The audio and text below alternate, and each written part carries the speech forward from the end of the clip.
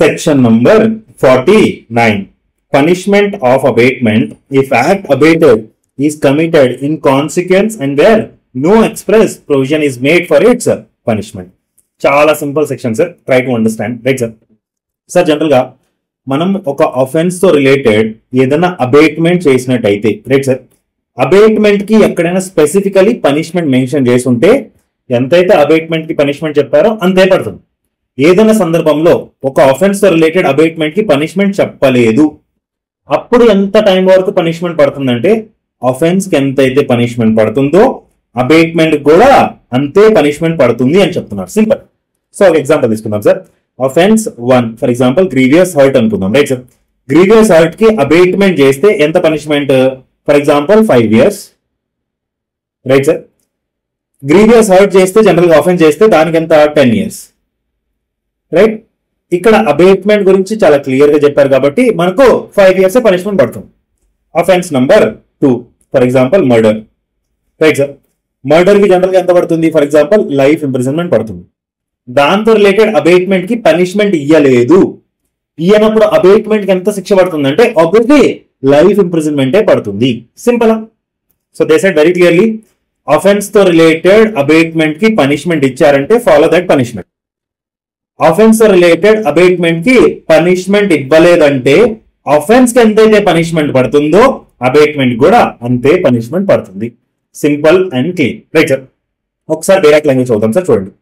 Whoever abates any offense shall, if the act abated is committed in consequence of the abatement and no express provision is made by the Sanhita for the punishment of such abatement, be punished with the punishment provided for what, sir?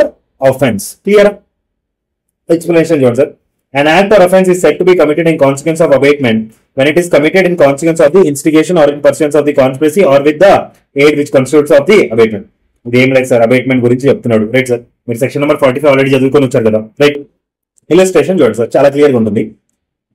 ఈ person ని రెచ్చగొట్టి falls evidence ఇచ్చేలా చేస్తాడు కోర్టులో. Right sir. Falls evidence ఇచ్చేలా కోర్టులో చేస్తాడు. తినెళ్ళి falls evidence ఇచ్చాడు కాబట్టి తిని అబేట్మెంట్ చేసినట్ట. రైట్. సో అబేట్మెంట్ కి ఇక్కడ ఏంటంటే పనిష్మెంట్ ఇవ్వలేదు కాబట్టి అబేట్మెంట్ ఫర్ ఫాల్స్ ఎవిడెన్స్, వీటికి ఎంతైతే ఆఫెన్స్ చేసినందుకు శిక్ష పడుతుందో వీటికి కూడా అంతే శిక్ష పడుతుంది అని చెప్తుంది సార్. ఇలస్ట్రేషన్ చూడండి. A instigates B to give false evidence. B in consequence of the instigation commits that offense. A is guilty of abating that offense and is liable to the same punishment as B. Right, sir. Second illustration, sir. ఈ person కి poison ఇచ్చేసి వెళ్ళి ఈ person ని చంపమని చెప్తాడు. So A abetment చేసినట్ట, A B ఇద్దరు కాన్స్పిరసీలో ఇన్వాల్వ్ ఉన్నారు కాబట్టి ఆబ్వియస్లీ ఇక్కడ ఏ అబేట్మెంట్ చేసినట్టు. దీనికి మర్డర్ చేసినందుకు పనిష్మెంట్ పడుతుంది అండ్ మర్డర్ కానీ అబేట్మెంట్ పనిష్మెంట్ లేదు కాబట్టి ఇక్కడ ఏకి కూడా మర్డర్ పనిష్మెంటే పడుతుంది అని ఇలిస్ట్రేషన్ చెప్తుంది. A and B conspires to poison Z. A in persons of the conspiracy procures the poisons and delivered to B in order that he may administer it to Z. B in pursuance of the conspiracy administers the poison to Z in A's absence and thereby causes Z's death. Here B is guilty of murder.